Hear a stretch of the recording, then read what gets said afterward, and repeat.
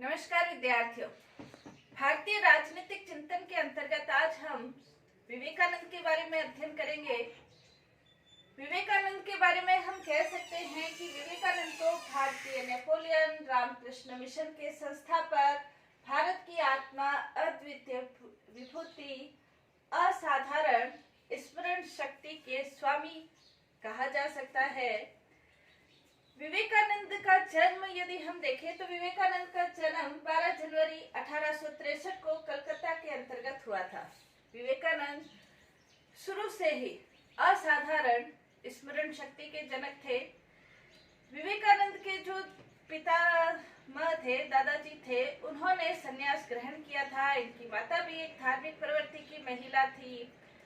इनके प्रभाव, परिवार का प्रभाव इनके ऊपर पड़ा ही था, लेकिन सबसे प्रमुख रूप से इनके ऊपर जो प्रभाव पड़ा वो रामकृष्ण परमहंस का पड़ा था। रामकृष्ण परमहंस इनके गुरु थे और सबसे प्रिय शिष्य विवेकानंद माने जाते थे।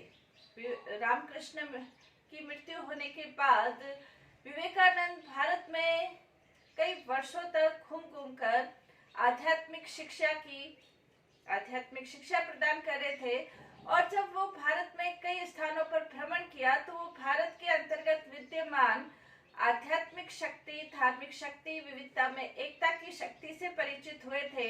और उसके बाद इन्होंने देखा कि भारत के अंतर्गत लोग विभिन्न प्रकार की कठिनाइयों का रहते हुए भी एक आध्यात्मिक शक्ति से ओतप्रोत है। और भारत की जो ये आध्यात्मिक शक्ति है, धार्मिक शक्ति है, यही भारत को जोड़े हुए है। विवेकानंद ये चाहते थे कि भारत की जो सनातन धर्म है, भारत की सभ्यता और संस्कृति है, उसका प्रसार विश्व में भी करना चाहिए।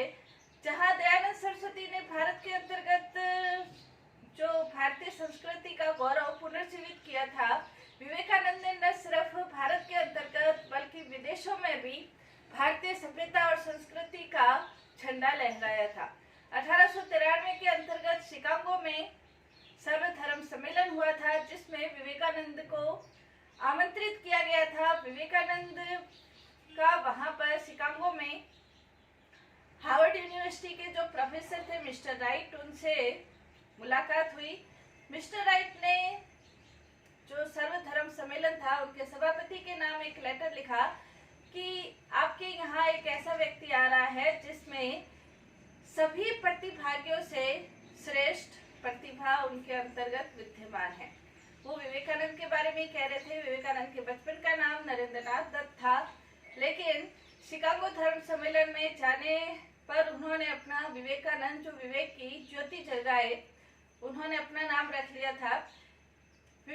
शिकागो धर्म सम्मेलन के अंतर्गत जब वो अपना भाषण देने के लिए खड़े हुए थे, सिर्फ उन्होंने ये कहा अमेरिकी भाषी भाइयों और बहनों, और लगातार करतल ध्वनि चलती रही थी। दूसरे दिन अमेरिका के समाचार पत्रों के अंतर्गत विवेकानंद के प्रशंसा में बहुत कुछ लिखा गया था और ये कहा गया, जहां सभी धर्म वाले अपने अपने धर्म की बात कर रहे थे, विवेकानंद ने सबकी बात कही थी।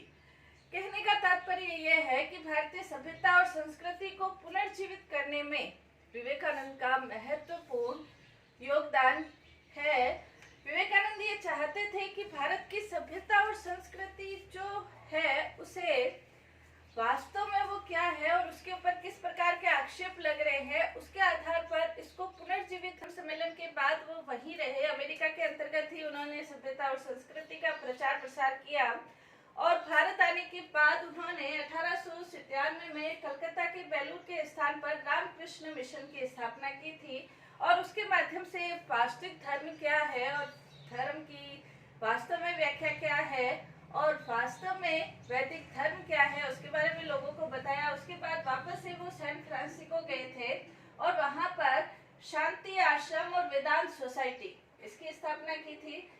विवेकानंद ने बहुत सारे ग्रंथों की भी रचना की थी। उनके दार्शनिक और राजनीतिक दोनों प्रकार के ग्रंथ देखने को मिलते हैं।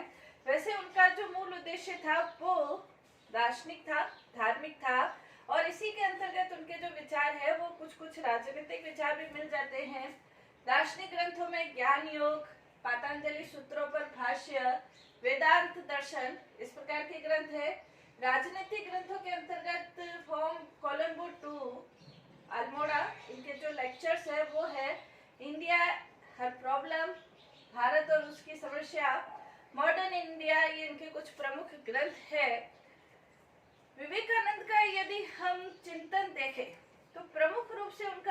चिंतन है वो धार्मिक और दार्शनिक चिंतन है। विवेकानंद ये चाहते थे, उन्होंने ये कहा भी है कि मैं राजनीतिज्ञ नहीं हूँ और राजनीति से मेरा कोई लेना देना नहीं है। मैं आत्मिक चिंतन की चिंता करता हूँ और जब आत्म तत्व ठीक होता है तो सब कुछ अपने आप ठीक हो जाता है। तो उन्होंने कोई राजनीतिक विचार प्रकट किए हो ऐसा नहीं है। उस समय का जो माहौल था उसके आधार पर भी वो राजनीतिक चिंतन या राजनीतिक विचार प्रकट नहीं कर सकते थे, क्योंकि ब्रिटिश सरकार उन्हें जेल में डाल सकती थी। उनका प्रमुख उद्देश्य था कि जो वास्तव में धर्म है, भारतीय सभ्यता और संस्कृति है, भारतीय धर्म है, जिसके आधार पर भारत ने विश्व गुरु का दर्जा प्राप्त किया था, विश्व गुरु कहलाता था, उसी विश्व गुरु की स्टेज को पुनः स्थापित करना, ये उनका प्रमुख उद्देश्य था। और यही उनके धार्मिक और दार्शनिक चिंतन के तत्व देखे जा सकते हैं। आज हम इनके दार्शनिक और धार्मिक चिंतन क्या है उसके बारे में हम अध्ययन करेंगे। सबसे पहला उनका विचार हम देख सकते हैं, धर्म और उसकी आवश्यकता। धर्म क्या है, इसके बारे में विवेकानंद ये कहते हैं कि धर्म का सार शक्ति है। धर्म ये नहीं है कि आप कायरता पूर्वक अत्याचार सहन करो, ये धर्म नहीं है। आप अत्याचार का सामना नहीं करो, ये धर्म नहीं है। विवेकानंद ये कहते हैं कि मेरे धर्म का सार शक्ति है, और जो धर्म शक्ति नहीं बताता मेरे हिसाब से वो धर्म नहीं है। विवेकानंद ने ये कहा कि धर्म के माध्यम से आप अपने आप को आत्मा समझते हैं और उस एक परमात्मा का अंश ग्रहण करते हैं, और धर्म के माध्यम से आत्मा और परमात्मा का समन्वय या मिलन होता है, और उसके आधार पर आत्मा परमात्मा का जो शक्ति है यानी कि ब्रह्म में लीन हो जाती है, और जो ब्रह्म की शक्ति है वो सभी आत्मा में यानी कि आप में स्वयं में प्रवाहित हो जाती है। कहने का तात्पर्य ये कि विवेकानंद ये कहते हैं कि ब्रह्मांड की सारी शक्तियां आप में मौजूद है। तो इस प्रकार से अपने आप को शक्तिशाली ग्रहण करने पर, शक्तिशाली मानने पर व्यक्ति किसी भी प्रकार के अत्याचार का सामना करने के लिए तैयार हो जाता है। धर्म ये कभी नहीं कहता कि आप डर कर अपना जीवन व्यतीत करो। इसलिए विवेकानंद ये कहते हैं कि मैं ऐसे किसी भी धर्म को नहीं जानता जो कि व्यक्ति को कमजोर बनाता है। इसीलिए उन्होंने ये कहा कि मेरे धर्म का सार शक्ति है। विवेकानंद ये कहते हैं कि जो विभिन्न प्रकार के मत मतांतर है, विधि है, अनुष्ठान है, ये सभी गौण हैं, इनका कोई महत्व नहीं है यदि आप धार्मिक अनुष्ठान इस हिसाब से करें कि आपकी जो कठिनाइयां हैं वो दूर हो जाएगी। इसलिए आप किसी भी प्रकार का धार्मिक अनुष्ठान करें, या जैसे ये वास्तु के दोष दूर करे, या कोई ये ग्रहण करे, कोई पत्थर इत्यादि ग्रहण करे, अंगूठी में पहने, इस प्रकार की किसी भी तत्व को वो स्वीकार नहीं करते थे, क्योंकि ये सारी चीजें, चाहे वो पत्थर ग्रहण करना हो, चाहे रत्न ग्रहण करना हो, या दोष मिटाने के लिए किसी भी प्रकार का कर्मकांड करना हो, इन सभी का विवेकानंद विरोध करते थे। वो ये कहते हैं कि ब्रह्मांड की जब सारी शक्तियां आपके अंदर मौजूद है तो आपको किसी भी प्रकार के इस तरह के कर्म का आडंबर करने की आवश्यकता नहीं है। नेक्स्ट, इसके अंतर्गत विवेकानंद ये मानते हैं कि धर्म भी एक विज्ञान है। विज्ञान जैसे निश्चित सिद्धांतों पर आधारित होता है, प्रयोगों पर आधारित है, धर्म भी एक विज्ञान है।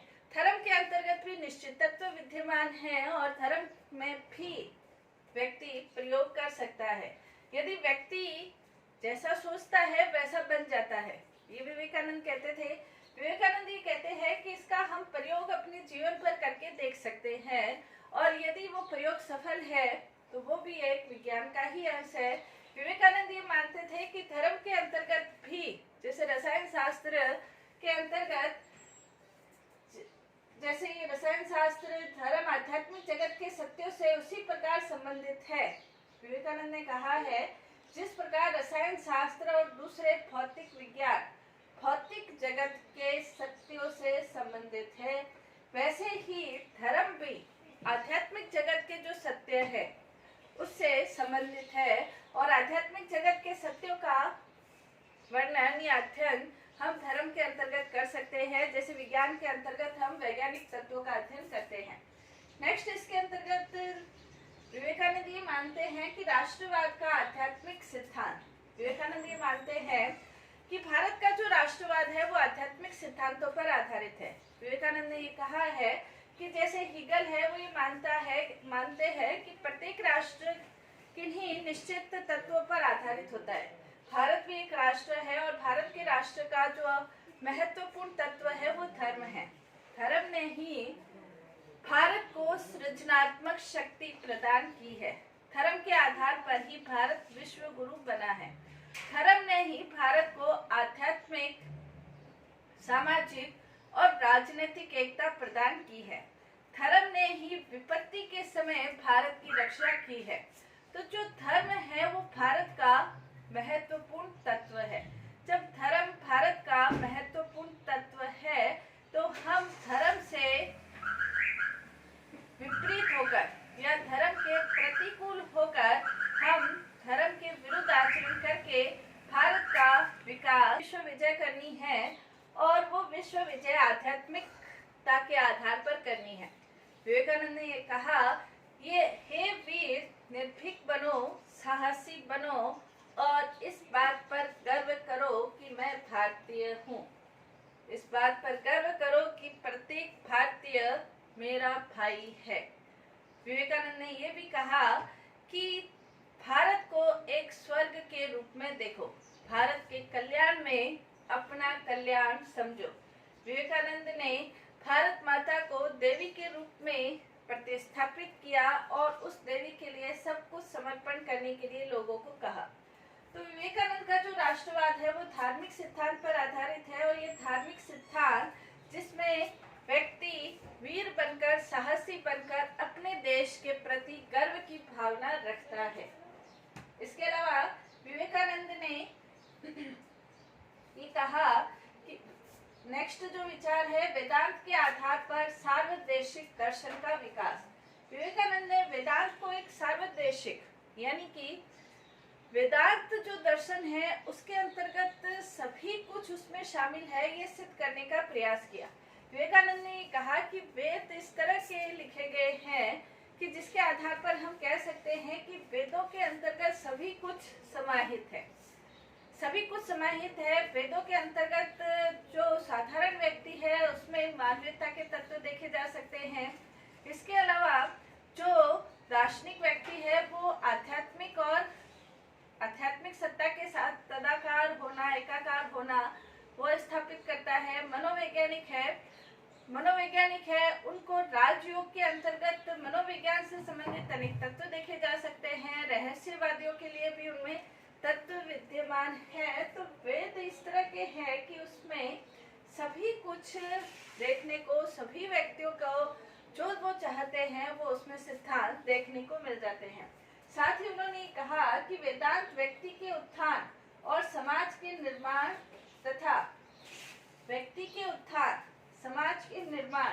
तथा राष्ट्र के समन्वय के शास्त्र हैं। वेदांत के अंतर्गत हम देखते हैं, वेदों के अंतर्गत जहाँ व्यक्ति का कल्याण है, समाज का भी कल्याण है और राष्ट्रों में समन्वय की भावना मिलती है। विवेकानंद खुद भी सगुण और निर्गुण दोनों प्रकार के ईश्वर के समर्थक थे। विवेकानंद ये मानते हैं कि वेदों के मतलब या आध्यात्मिकता का मतलब ये कतई नहीं है कि आप कर्म से विमुक्त होकर संन्यास ग्रहण कर ले और अपना एक अलग जीवन व्यतीत करें। उन्होंने कहा, वास्तव में आध्यात्मिकता का मतलब, ज्ञान का मतलब ये है कि आप समाज में रहते हुए समाज के कल्याण के लिए जो प्रयास करें वो वास्तव में आध्यात्मिक दर्शन है। विवेकानंद ने ये भी कहा कि वेदों का जो प्रमुख है वो प्रमुख रूप से 3 चीजों पर आधारित है। पहला कि वेदों की जो प्रकृति है, प्रत्येक व्यक्ति की जो प्रकृति है वो ईश्वरीय है और प्रत्येक व्यक्ति के जीवन का जो लक्ष्य है वो ईश्वर की अनुभूति है। और तीसरा, इसके अंतर्गत समस्त धर्मों का जो लक्ष्य है कोई भी धर्म छोटा, कोई भी धर्म बड़ा नहीं है, बल्कि समस्त धर्मों का जो लक्ष्य है वो है सभी व्यक्ति का कल्याण करना चाहते हैं। वेदों के अंतर्गत भी यही है। साथ ही उन्होंने ये कहा कि वेद जो है वो अनादि है, अपौरुषेय है, और वेदों के द्वारा व्यक्ति अपना वास्तविक जो जीवन है, वो वास्तविक जो उद्देश्य है वो प्राप्त कर सकता है। नेक्स्ट इसके अंतर्गत उन्होंने हिंदू धर्म का सार्वभौमिक रूप प्रस्तुत किया कि हिंदू धर्म के अंतर्गत ऐसी शक्ति है कि वो दूसरे सभी धर्मों के तत्वों को अपने अंदर समाहित कर लेती है, चाहे वो बौद्ध धर्म के तत्व हो, चाहे जैन धर्म के हो, चाहे अन्य धर्मों के हो, मानवतावाद हो, लोक कल्याण हो, सगुण ईश्वर हो, निर्गुण ईश्वर हो, मूर्ति पूजा हो, एकेश्वरवाद हो, सभी कुछ हिंदू धर्म के अंतर्गत समाहित है, हो सकता है। इसलिए उसका जो रूप है वो सार्वभौमिक रूप है। हिंदू धर्म की जो वास्तविक स्थिति है वो वेदों में, उपनिषदों में निहित है, लेकिन कालांतर के अंतर्गत कुछ पुरोहित है, कुछ पंडित है, कुछ आचार्य हैं, उन्होंने आडंबर, पाखंड और कर्मकांड का ऐसा जाल प्रस्तुत किया कि हिंदू धर्म की जो वास्तविकता है वो तो कहीं पीछे छूट गई और कर्मकांड, आडंबरों में उलझ कर ये धर्म रह गया।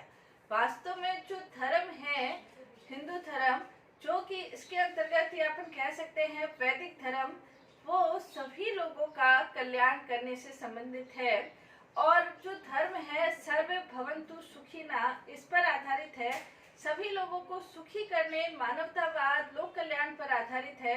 तो इसकी जो वास्तविकता है वो सार्वभौम है और उसका कल्याण है। इसीलिए विवेकानंद ने ये कहा कि पृथ्वी पर ऐसा कोई धर्म नहीं है जो कि हिंदू धर्म के समान है और इतने उच्च स्तर पर मानवता का संदेश देता है। विवेकानंद ने ये कहा कि सभी व्यक्तियों का सुखी करने का जो मंत्र है वो हिंदू धर्म के अंतर्गत ही देखने को मिल सकता है।